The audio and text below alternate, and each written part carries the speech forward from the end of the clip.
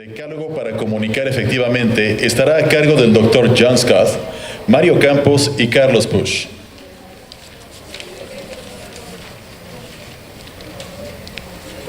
John Scott es licenciado en Filosofía por la Universidad de Nueva York y candidato a doctor en Economía por la Universidad de Oxford. Es profesor investigador de la División de Economía del Centro de Investigación y Docencia Económicas y consejero académico del Coneval. Mario Campos es politólogo por la Universidad Iberoamericana y maestro en Gestión de la Comunicación Política y Electoral por la Universidad Autónoma de Barcelona. Es profesor de la Universidad Iberoamericana de las materias de Periodismo, Comunicación Institucional y Comunicación Política. Asimismo, es conferencista, periodista y columnista de Político.mx y El Economista. Carlos Pusch es licenciado en Comunicación por la Universidad Iberoamericana. Actualmente imparte el taller de periodismo jurídico en la maestría de periodismo del CIDE. Es titular del programa de entrevistas En 15 Segundos y columnista de Milenio Diario. Recibió junto con el equipo de Hoy en la Cultura el Premio Nacional de Periodismo de México. Démosle un fuerte aplauso, por favor.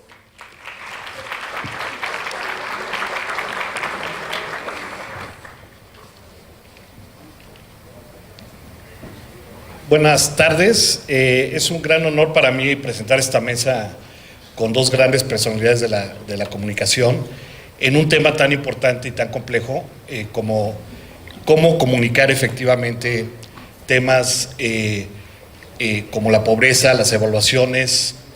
Entonces, para eso tenemos a Mario Campos y a Carlos Pusch, como ya fueron presentados. Creo que el orden es pues cualquiera. Entonces, primero, si quieres, empezamos con Mario. Bienvenido, Mario.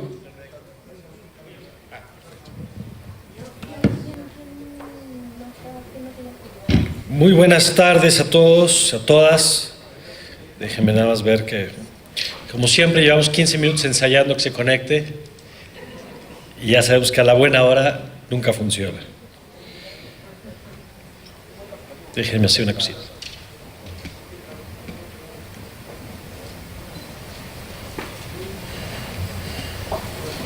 Bueno, vamos a platicar algunos conceptos. El sentido de la mesa es cómo darles algunas herramientas que a ustedes les ayude a comunicar mejor su trabajo. Y este es un gran tema porque el asunto del combate a la pobreza, primero es un tema técnico, es un tema de sensibilidad política, pero es un tema a veces difícil de comunicar. Y en general creo que la labor del gobierno de pronto es difícil de transmitir y espero que estos 10 conceptos que hoy quiero compartir con ustedes les puedan ser útiles a reserva de lo que ahorita nos diga Carlos Pusch y de la conversación que podamos tener. Entonces, 10 elementos que son importantes tomar en cuenta. El primero que hay que considerar es el de la claridad de tener un objetivo a la hora de comunicar. Con demasiada frecuencia, la comunicación de gobierno se hace simplemente porque se tiene que hacer, porque hay que presentar un informe, porque ya se acerca la fecha donde el gobernador tiene que dar el reporte y no está claro a veces qué es lo que queremos comunicar. Por eso el primero de los 10 puntos que creo que hay que palomear cuando hagamos un ejercicio de comunicación es cuál es nuestro objetivo. Y yo lo resumiría en 2 puntos. ¿Qué queremos decir? ¿Qué queremos decirle y a quién? Porque a veces creemos que el acto de comunicar es simplemente salir en las noticias o hacer un boletín. Y la realidad es que la comunicación desde el gobierno tiene que ser mucho más específica. ¿A quién le hablamos? ¿Le hablamos a los legisladores para que mantengan una política, un programa social, el presupuesto? ¿Le hablamos a los ciudadanos para que conozcan los derechos cuando hablamos de política social y en ese sentido defiendan la permanencia de cierta iniciativa o la exigencia de sus derechos? ¿A quién le hablamos? Y cuando salimos a medios, ¿con qué objetivo salimos? Y yo dejaría ahí 2 temas. Uno es, ¿qué mensaje quiero destacar? Hay veces que hacemos boletines muy bonitos, conferencias muy bonitas, pero nos cuesta mucho trabajo resumirlo en una sola línea.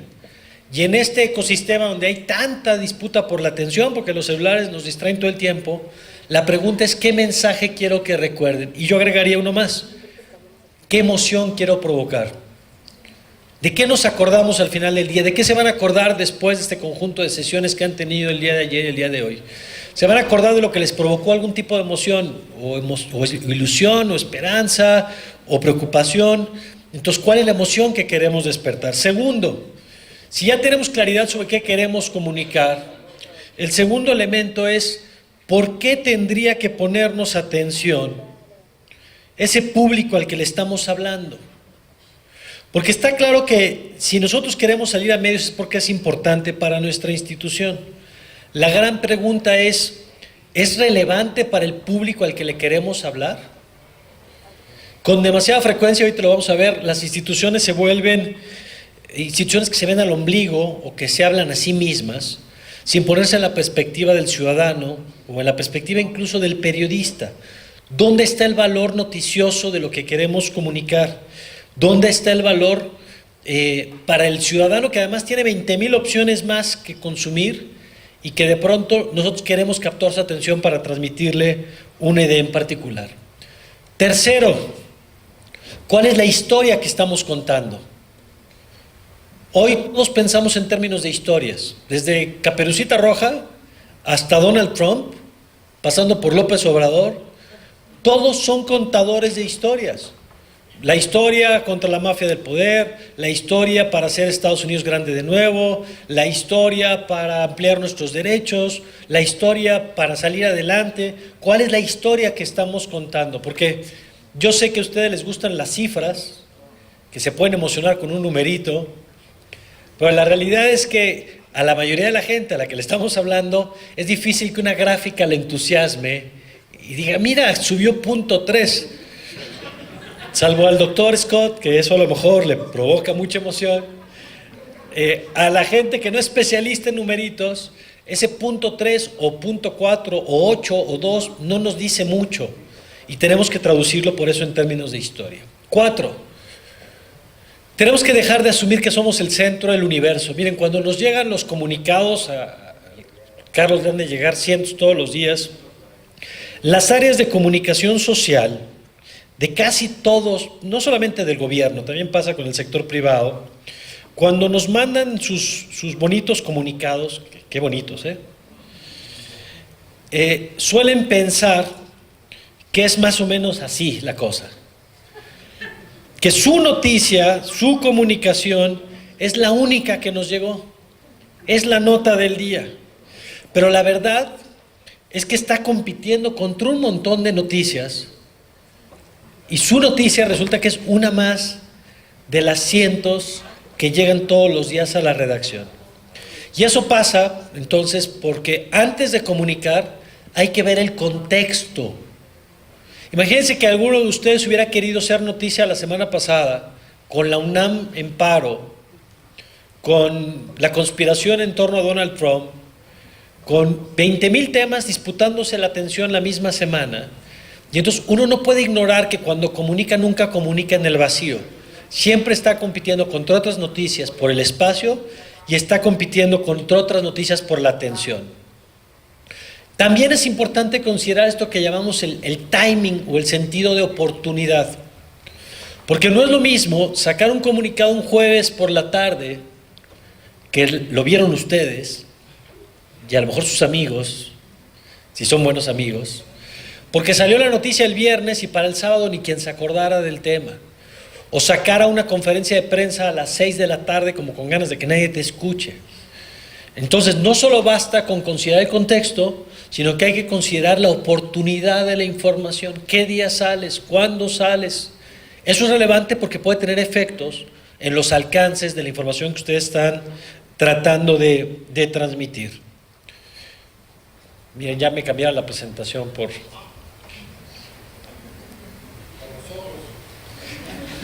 Pero miren, ahí está. A ver si podemos ver la presentación otra vez, por favor. Sobre todo porque se ve ahí un pelón que está distrayendo. ¿Ya regresó? No. ¿Me la ponen, por favor? Esa sí no depende de mí, ¿eh?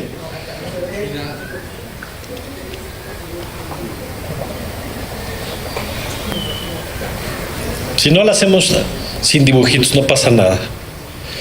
Bueno, seguimos. Una vez que tú definiste cuándo salir y una vez que revisaste el contexto en el que tienes que salir, es muy importante tener claridad en el tema de la redundancia. Con demasiada frecuencia la comunicación gubernamental supone que con que salgas un día a los medios, todo el mundo se va a enterar. Y esto es muy triste porque la verdad es que hay mucho trabajo detrás. A veces para obtener ese dato que quieres presumir hubo mucho trabajo de mucha gente para lograr el resultado, para disminuir una carencia a lo mejor en materia de salud, en materia de vivienda, en materia de educación. Pero si tu comunicación la concentras en un solo día, en un solo evento, la realidad es que es muy probable que tenga poco impacto. Porque otra vez, aunque el tema es muy relevante para nosotros, estamos en plena disputa contra un montón de temas que ese día pudieron haber jalado la atención más que nuestra información. ¿Por qué el presidente electo construyó su campaña a partir de repetir ciertas frases?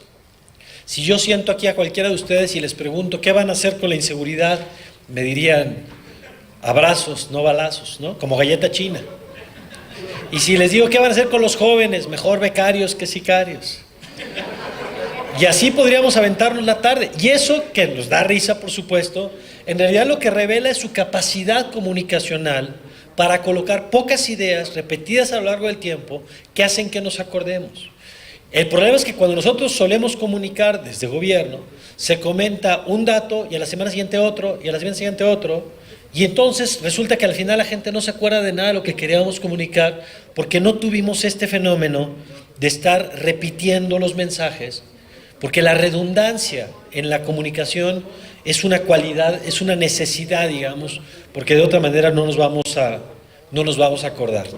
Déjame terminar con algunas otras sugerencias que me parecen importantes. Además de tener claridad en el mensaje, tener claridad sobre la relevancia, tener claridad sobre el público al que le quieres hablar, el momento en el que vas a salir, las noticias contra las que estás compitiendo. Además de la redundancia, si me hace favor de pasarla que siga, ahí está. Necesitamos trabajar sobre el lenguaje. Y miren, ya nos vamos, y me hacen favor de pasarla ahí, estamos hechos. Una antes, por favor. El lenguaje es muy importante porque ustedes trabajan con cosas técnicas.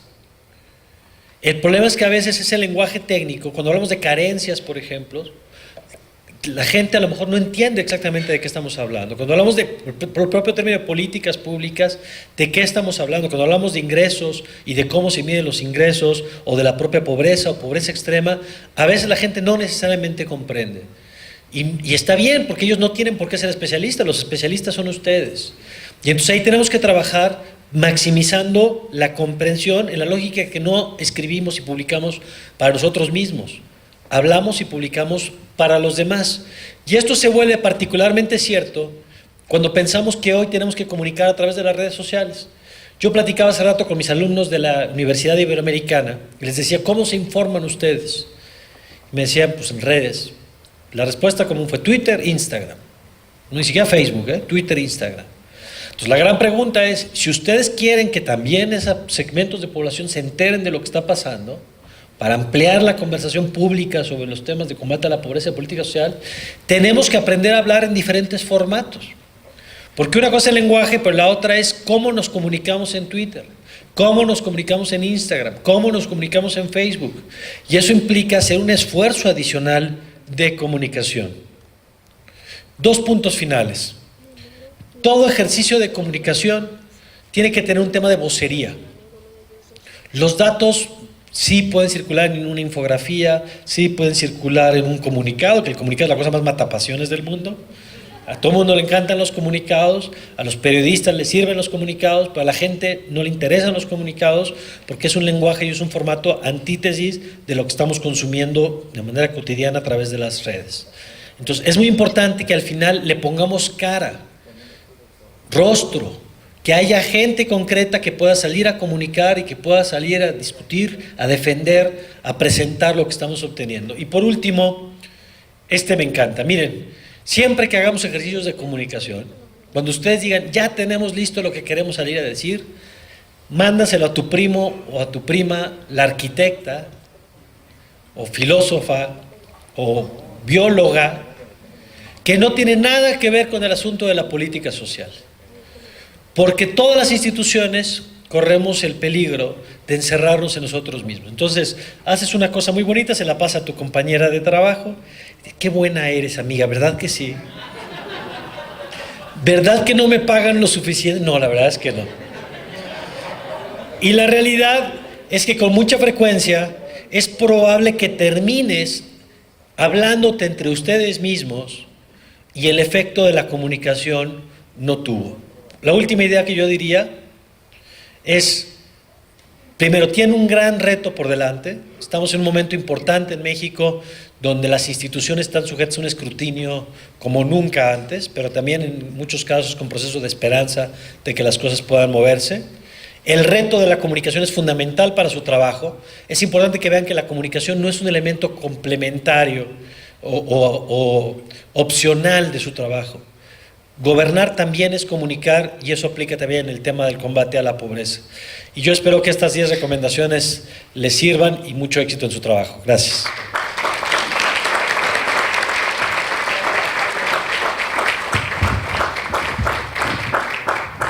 Muchas gracias, Mario, como siempre, además de tremendamente iluminador, tus comentarios son muy entretenidos.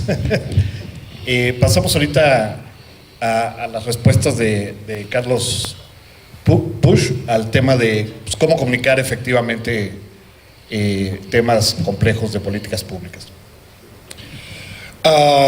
Gracias por la invitación, gracias por estar aquí. Tengo que decir primero que lo que vaya a decir, yo quiero mucho al Coneval, lo respeto mucho.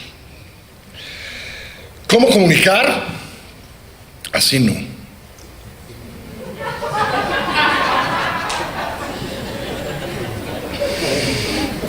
No sé si voy a alcanzar a decir cómo, sí sé cómo no.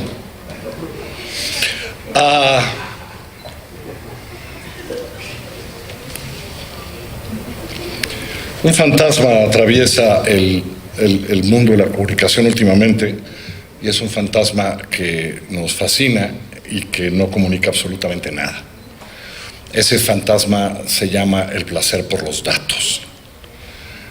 Los datos. No, este sabe mucho de datos. Este sabe manejar R. Yo no sé qué es R, por supuesto. Me resisto en la vida a saber qué es R. De por sí el Excel me cuesta trabajo. Imagínense si yo voy a saber algún día qué es R. Es más, yo acabaría con R para siempre. Para siempre. Por eso cada vez menos uso PowerPoint. Por eso cada vez menos, porque me parece que vamos para atrás. Porque los datos no comunican. Porque los datos no cuentan historias. Déjenme ponerles un ejemplo. ¿Saben cuánta gente hay aquí? Hoy, ahorita, aquí. Hice una cuenta. Debe haber 168 personas. Pero si me equivocara y hubiera 180, ¿importaría? Si me equivocara y fueran 147, ¿importaría? Se acercaron a saludarme unas personas del Instituto de Durango. ¿Dónde están? ¿Cuántos pobres hay en Durango? De cualquiera de las múltiples categorías que los datos y R nos ha dicho que pueden ser pobres. De cualquiera, aviéntese cualquiera. ¿Cuántos pobres hay en Durango? Un número. No un porcentaje, porque entonces ya nos complicamos más. Un número. ¿Cuántos? Como 5,000. ¿Son muchos o pocos? Si fueran 4,500, ¿importaría? Si fueran 5,300, ¿importaría más? ¿Nos dolería más a los mexicanos que hubiera 5,200 que 5,174 pobres en Durango? ¿Cuántos hay en el país? ¿Quién está de Coneval aquí? ¿Cuántos hay en el país? Ya ni siquiera importa. ¿Cuántos son? 52 millones, 51, eran 54 y medio. ¿Importa? ¿Importa? Julio Scherer decía hace muchos años, cuando me tocó trabajar con él, que la pobreza no era un asunto periodístico. Que algún pobre era un gran asunto periodístico. Que la pobreza no era nunca un asunto periodístico. Creo que el problema que tienen todos ustedes enfrente es que gracias a R, ustedes hacen grandes estudios sobre pobreza, pero no comunican a los pobres. Creo que lo que tenemos que empezar a hacer para conmover, para que a alguien le importe, para que a las instituciones le importe, es empezar a hablar de los pobres, no de la pobreza. No sé si voy a alcanzar a dar 10 herramientas, pero esta para mí sería la más importante de todas. Lo que nos importa a los periodistas cuando mandan esto. En todo esto, estuve viendo ahorita que llegué y empecé a ver. No hay un solo pobre en este estudio. Uno solo. Supongo que en algún lugar en R, atrás, en alguna de estas gráficas, hay contenidos muchos. Pero no sé su historia. No sé cómo son. No sé por qué. Una vez más, quiero mucho a todos ustedes y lo que hacen, y a los gobernadores. No sé por qué el programa de quinceañeras de algún municipio no funcionó para cambiar la vida de la pobreza, ni la pobreza de la gente. Y gastamos dinero, hay muchos programas de quinceañeras, muchos programas de quinceañeras.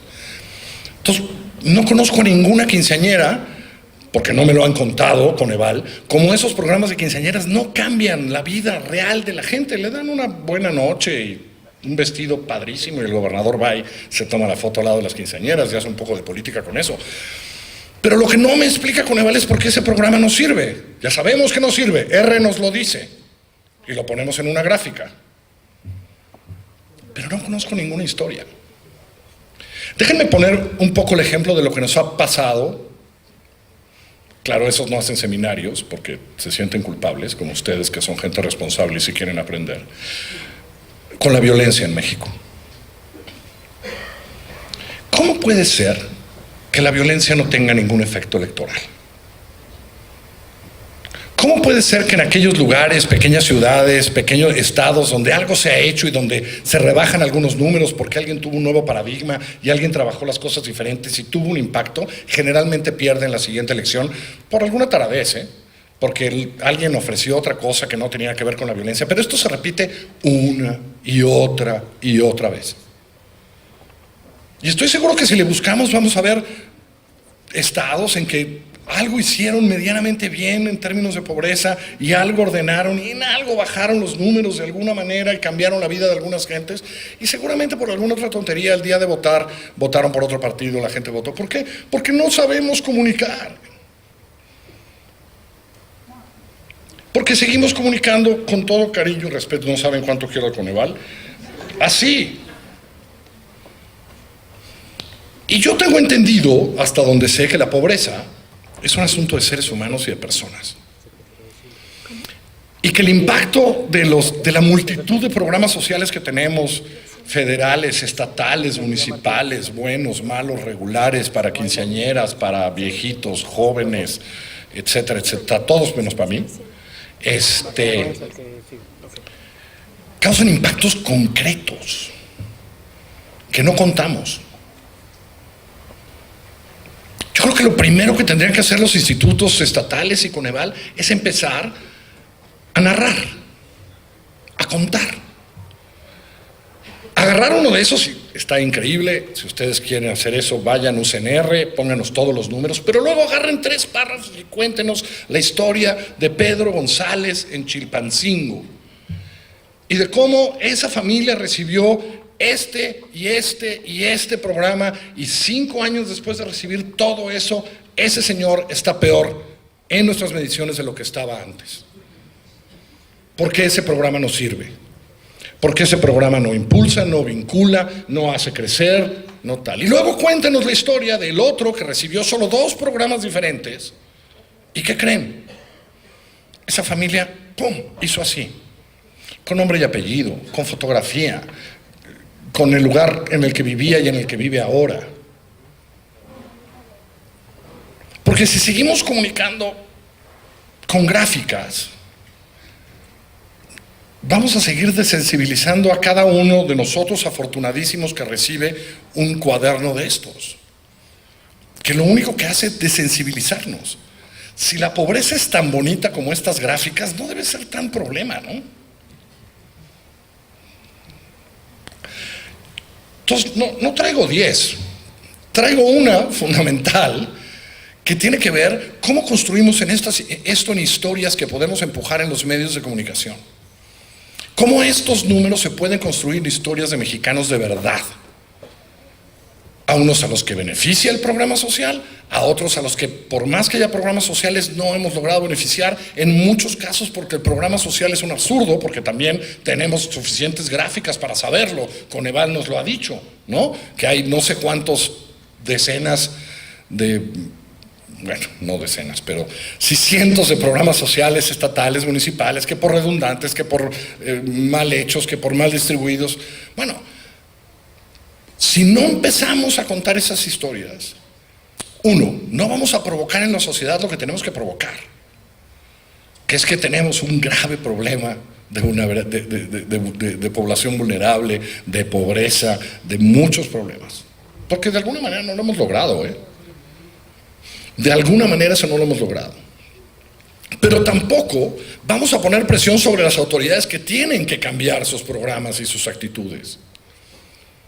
Si no hacemos un día, si Coneval no nos ayuda a nosotros los que estamos en los medios, pero Coneval lo hace, a contar como la historia de la quinceañera en algún municipio de Nayarit recibió su gran programa de quinceañeras, no sé ni siquiera si en Nayarit hay, por cierto, sé de otros, y le dieron su vestido y le dieron una lanita para la fiesta, pero que la familia de la quinceañera un mes después, porque le puso una lanita más a la fiesta, está más fregada que cuando estaba antes de la quinceañera. Y le ponemos nombre y apellido a esa quinceañera, y cuánto recibió del gobierno en el programa de quinceañeras y tal, y decimos, ¿saben qué? ¿Qué creen? El programa de quinceañeras no sirve para lo que está diseñado. Entonces, todo esto, voy a retirar mi primera palabra, está muy bien si enfrente de él tiene historias de seres humanos. Porque hoy, ni en las redes, ni en los medios tradicionales, ni en la tele, bueno, ni en el radio, yo quiero imaginar en el radio cómo lees esta gráfica. ¿Cómo comunicas esta gráfica en el radio? Los dejo con eso por lo pronto. Si no ponemos seres humanos, que es a lo que ustedes se dedican en sus informes, en sus reportes, en su comunicación, difícilmente vamos a tocar a los seres humanos a los que queremos enfocarnos, sean los gobiernos, sean los legisladores, o sea en la ciudadanía en general. No está tan difícil. Nada más hay que encontrar las historias y contarlas. Eso en los próximos 3 minutos.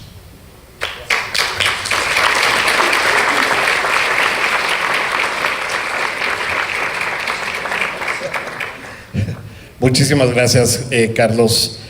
Yo quisiera resumir algunos de los puntos y hacer unas preguntas adicionales antes de abrir a preguntas al público, aprovechando mi posición monopólica aquí. El eslogan de Coneval, como saben, es: lo que se puede medir se puede mejorar, pero solamente si lo podemos comunicar. Y un tema que se ha enfatizado es cuál es la audiencia relevante, ¿no? Ciertamente, este informe, pues como muy bien lo dijo Carlos, como herramienta de comunicación amplia, general y aún especializada, ciertamente no transmite el drama que significa la pobreza, o programas que funcionen o programas que no funcionen, y ciertamente es un gran reto hacerlo, ¿no? Yo coincido totalmente en que una de las grandes fallas de la comunicación en temas económicos en general y en temas de pobreza y de desigualdad en particular, y de políticas públicas y de política social, es que por un lado tenemos agencias como Coneval, Hacienda, el Banco de México, Presidencia, los informes de gobierno y sus anexos estadísticos, que pues echan una gran cantidad de información estadística. Luego tenemos las bases de datos de INEGI, etcétera. Por el otro lado tenemos pues toda la infraestructura de comunicación, de los medios, y que desafortunadamente muchas veces no logra comunicar la complejidad de muchas políticas públicas y digamos, de los retos económicos. Entonces hay como una brecha y hay una gran oportunidad de cerrar esa brecha, y creo que no lo estamos haciendo muy bien desde ninguno de los dos lados, ¿no? A mí me ha pasado muchas veces que me entrevistan, pues, sobre las causas de la pobreza, o sobre cómo evoluciona, y después cuando veo el resultado, pues veo que lo que sobrevivió de la entrevista ciertamente es, pues, una caricatura respecto a lo que yo esperaba haber comunicado, ¿no? Eso refleja seguramente limitaciones de comunicación de mi parte, pero también muchas veces refleja, pues, que es muy difícil para mí, para el entrevistado y para el reportero, comunicar fenómenos complejos. Y quiero enfatizar que es fundamental realmente, no podemos minimizar la importancia de hacerlo. En sociedades democráticas, como hemos visto en años recientes,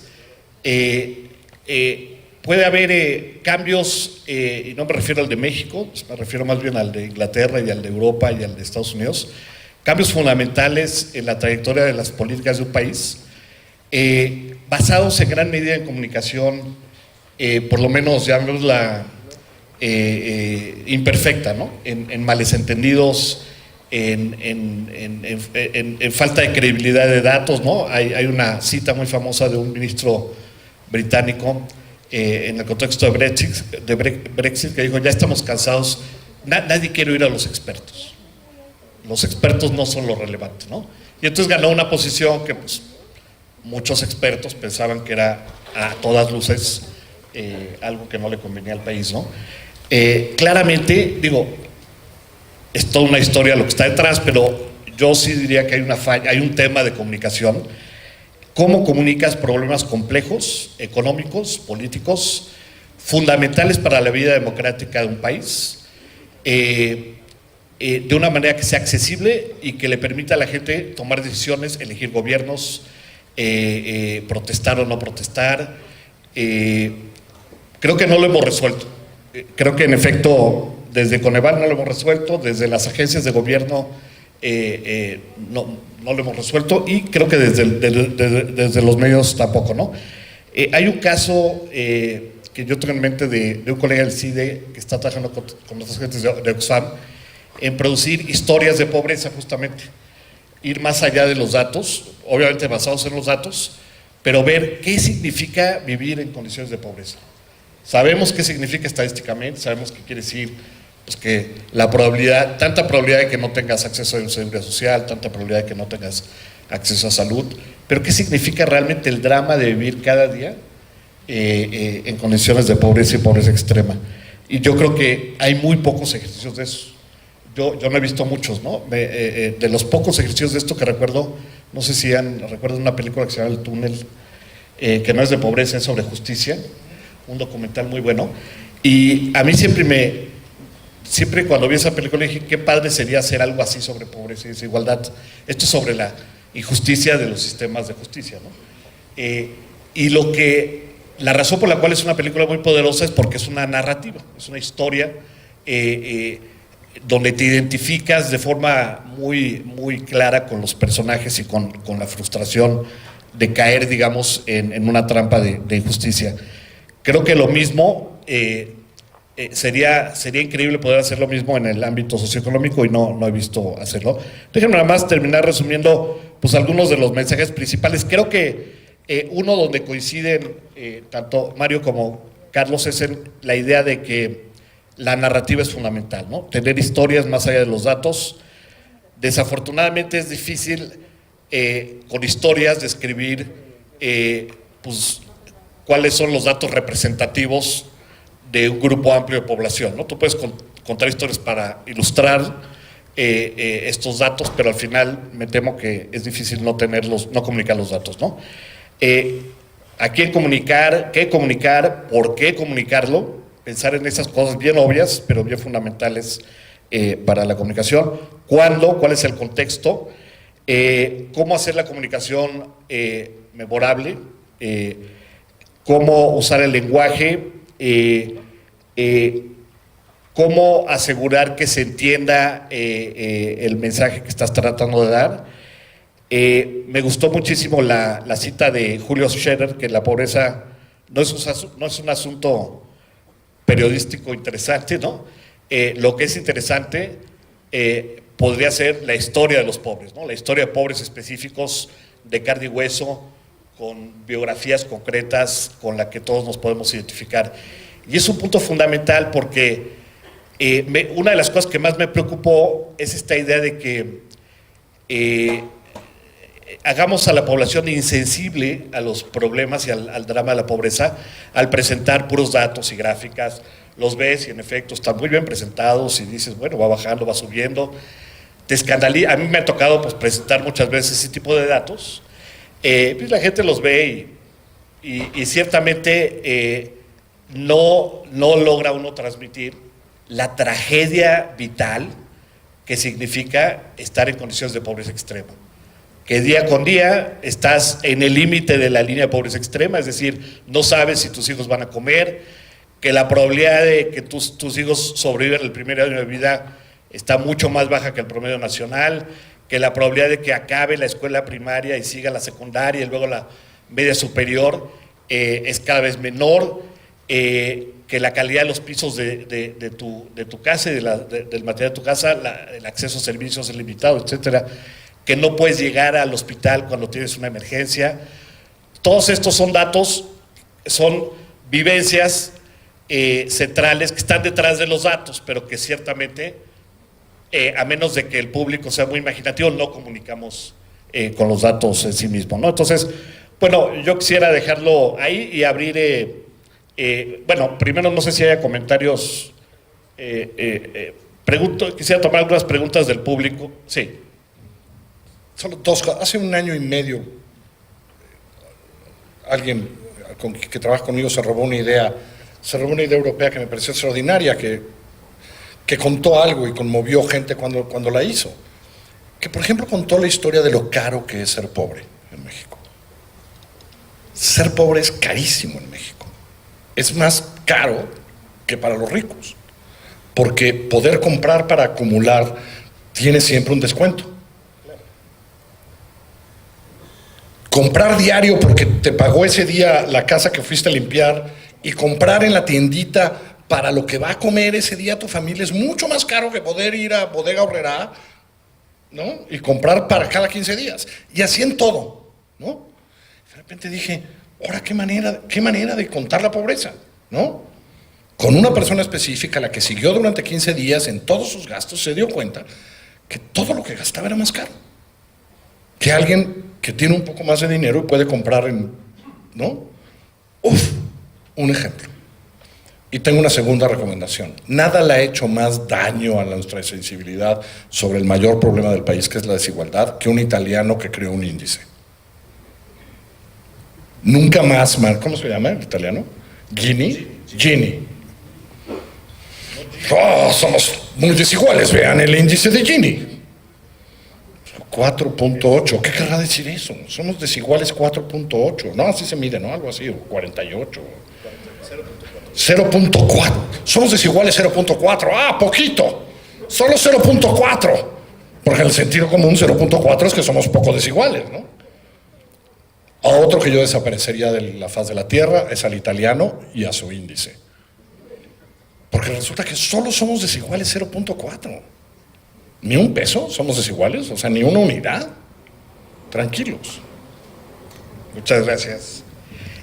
Algunas preguntas del público que quisiera leer para nuestros ponentes. La comunicación resultado del trabajo de una dependencia la debe hacer alguien con características de comunicador, que es personal de esa dependencia, una persona con formación de comunicólogo o quién, ¿no? O contratar a un externo, ¿no? Para Carlos,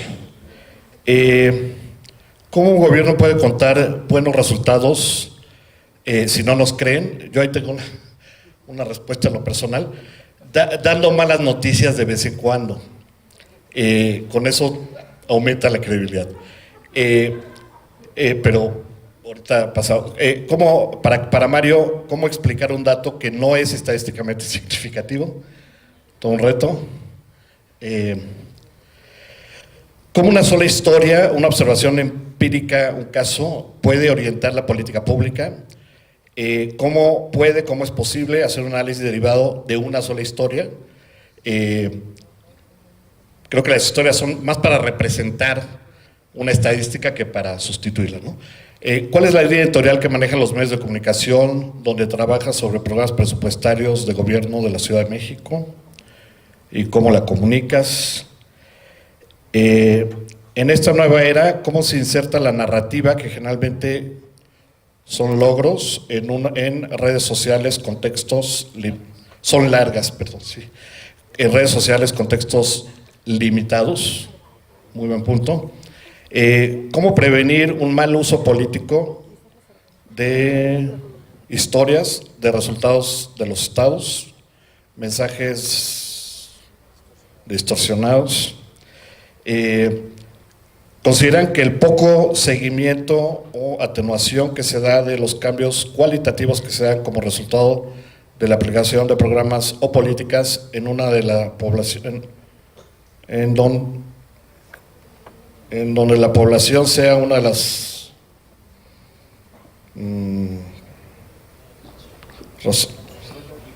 ni podemos contar las historias de las personas, no le entendí bien, pero ¿qué consideras que penetra más en la población, la comunicación oral o la comunicación visual?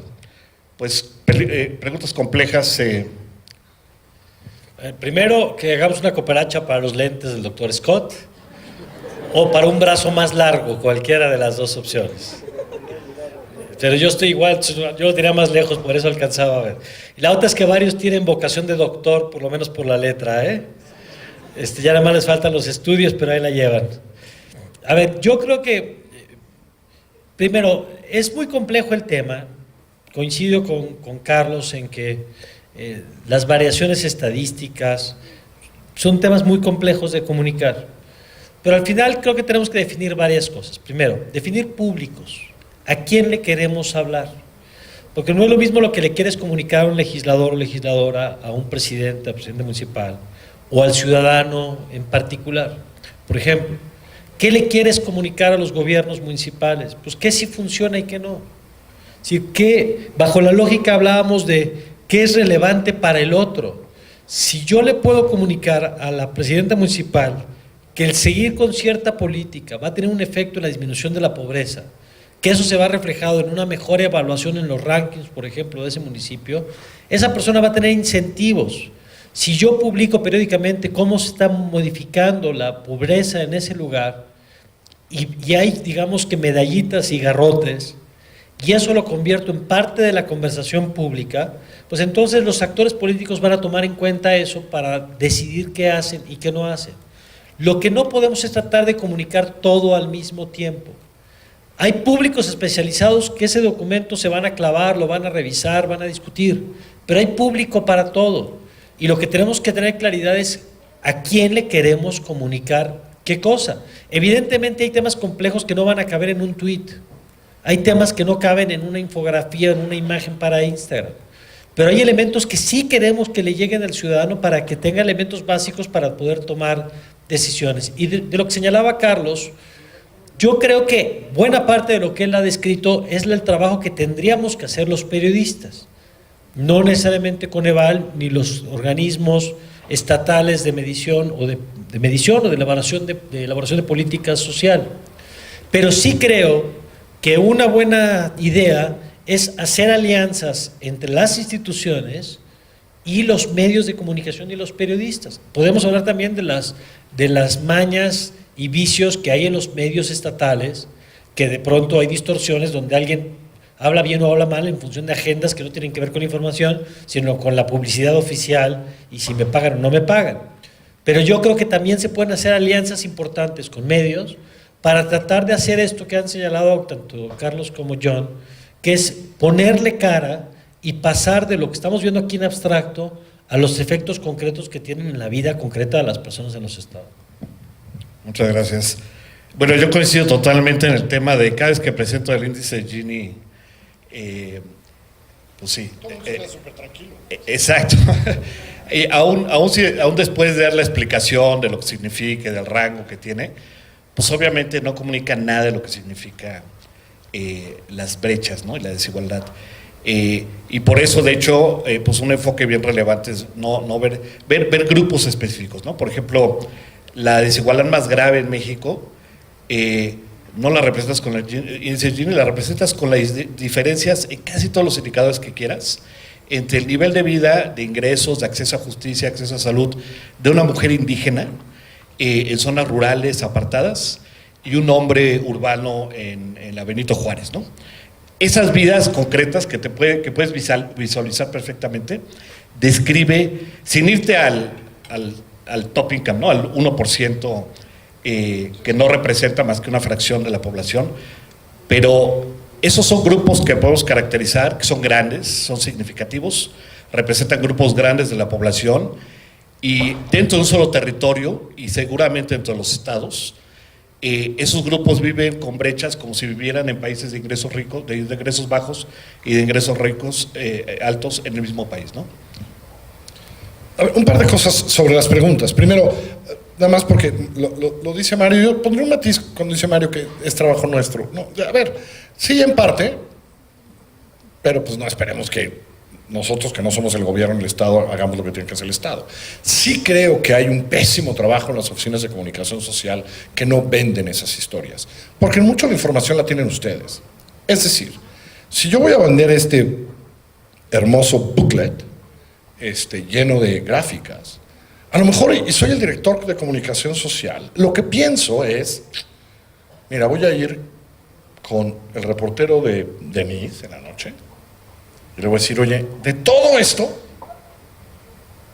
te tengo esta historia en este estado que representa esto. Yo te voy a hacer el contacto con ese güey, si lo quieres, ¿no? Con esa familia tal. Tú vas a hacer la historia, la haces la que quieres y luego lo acompañas con nuestras gráficas muy bonitas. Los últimos 20 segundos de tu reportaje. Pero los que tienen las historias son ellos. Estos de Coneval. A ver, pero los políticos lo hacen todo el tiempo. Ese genio que se llamaba Barack Obama siempre empezaba cada discurso nombrando una persona específica. Iba a hablar de terrorismo y empezaba hablando de John Scott, de John no sé qué, al que había conocido hace 15 días y que trabajaba en no sé qué, tal y cual, ¿no? Entonces ya nos tenía todos llorando y ¡boom! De ahí política pública. Y la unía con esa persona. Eso tienen que hacer los directores de comunicación social de la Secretaría de Seguridad Pública y de Hacienda. Eso es lo que tienen que hacer.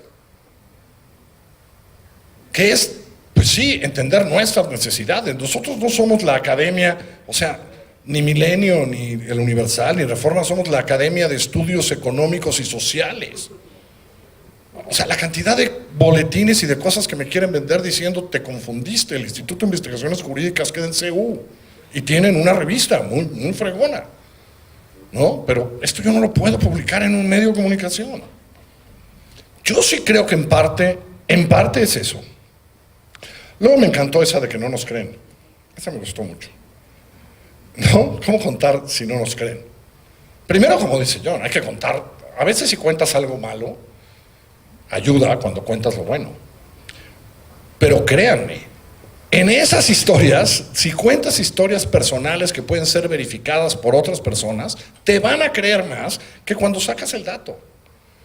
Si en televisión yo pongo al beneficiario del programa social, vete tú a saber en dónde, cuándo, en un municipio de Tamaulipas, y lo entrevisto y le pongo la cara y el tipo cuenta, y dice que más o menos y que después de 4 años de recibir el programa, pues ya pudo hacer esto y tal. Sí, en esto tengo problemas, ¿por qué no? No hay mejor credibilidad. Y después de eso, la política pública. Creo que sí. Creo que las historias, creo que esas son las historias que impactan después la política pública. John habló del túnel. Las mismas personas que hicieron el túnel, 1 año y medio después se hicieron presunto culpable. No ha habido una película en la historia del cine nacional que haya impactado en una política pública la manera que esa narrativa impactó. Y por algunas razones conocí bien el proceso de esa historia. Y esa historia no era exacta, no era exactamente lo que había pasado, no era una explicación jurídica sobre el tema, contó la historia de un tipo que nos enamoró a todos, que era un presunto culpable. Y cambió, no cambió él, pero impactó la política pública de manera increíble. Yo digo, claro que se puede, es más, yo digo, claro que se debe. Yo creo que tenemos que contar historias de personas. A ver, lo que nos interesa a nosotros, esto pues está muy bien para discusiones académicas increíbles. No, mejor eso no.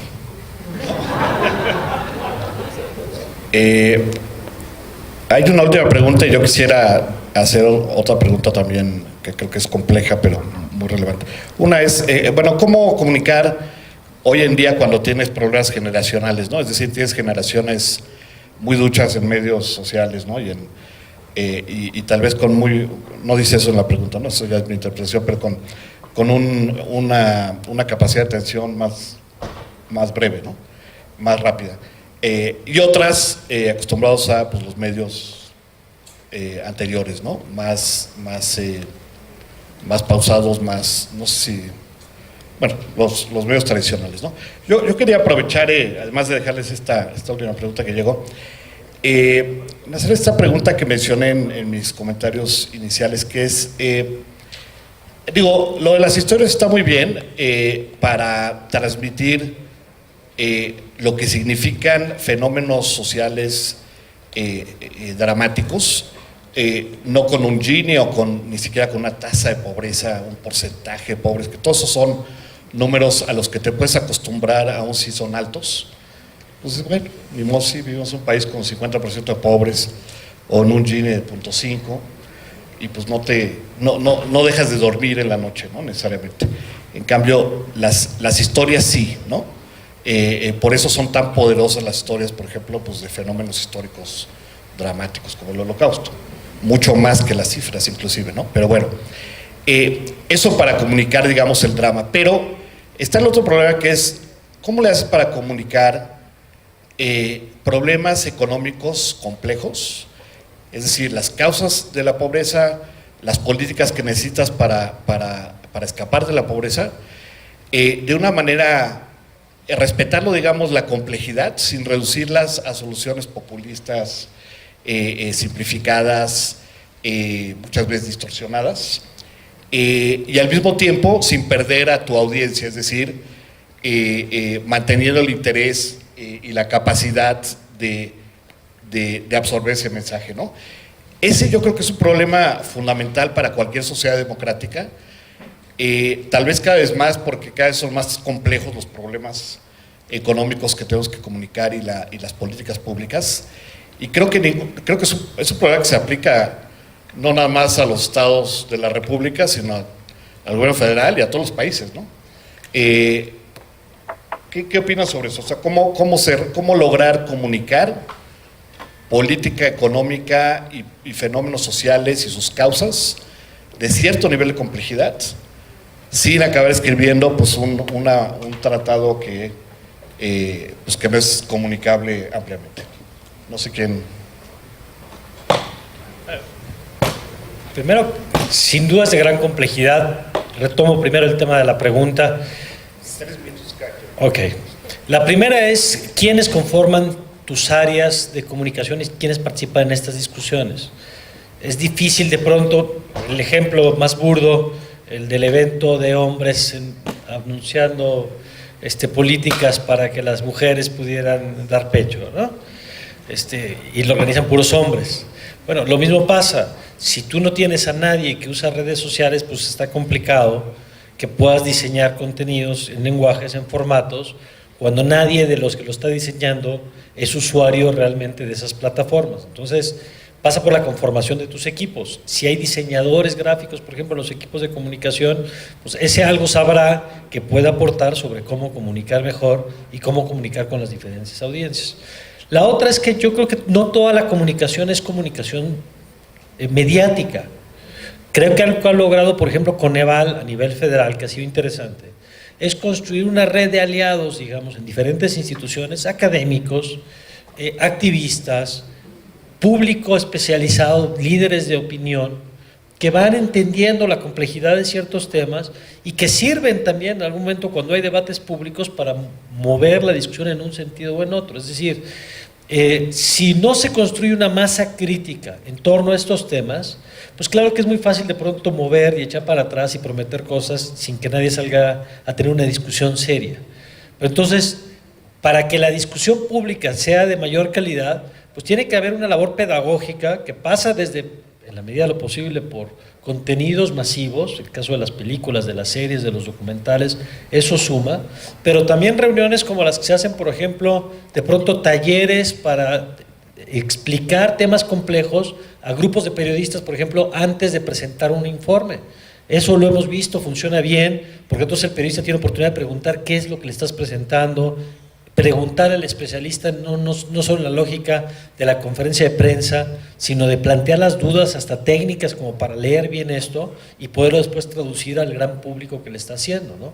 Yo creo que tiene que entenderse como parte de estrategias de comunicación y no solo como hechos aislados de salir un día con un boletín, porque como hemos dicho, pues eso no va a tener mayor impacto, sino que se trata de construir masa crítica a partir de construir una cultura de comprensión de estos temas.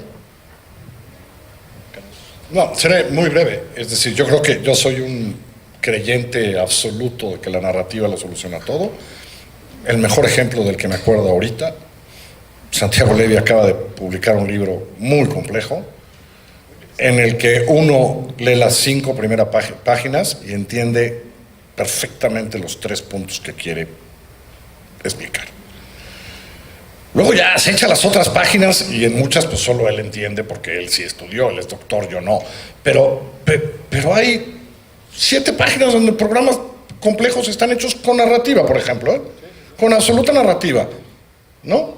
Hablando, por ejemplo, de los impuestos y cómo ¿no? Y el repeco y no sé qué. Eso en un párrafo explicado perfectamente lo que todo eso después provoca. Yo sí creo que la narrativa lo puede lograr todo. Bueno, la literatura nos lo ha enseñado, pues, ¿no? Las novelas pueden ser profundas y misteriosas y tal, pero a final de cuentas se tratan de 2 cosas, y esas las entendemos desde la página 10 y por eso nos quedamos leyendo el resto, porque hay 4 frases increíbles que nos hacen leer lo demás. Yo sí sigo apostando a que tenemos un problema de narrativa. Pues de acuerdo, dejamos esa conclusión principal. Hay que aprender a escribir con claridad, como hace Santiago Levy. Y yo lo comparé cuando comenté su presentación con Keynes, porque lo compara el que lo introduce en el prefacio con Keynes, y no es nada exagerado, ¿no? Keynes fue uno de los últimos economistas que sabía escribir, y creo que Santiago Levy ilustra ese género que es raro entre economistas académicos en temas complejos. Y yo creo que es el reto, ¿no? Aprender a escribir con claridad y sencillez sobre temas bien complejos. Pues muchas gracias, se nos ha acabado el tiempo.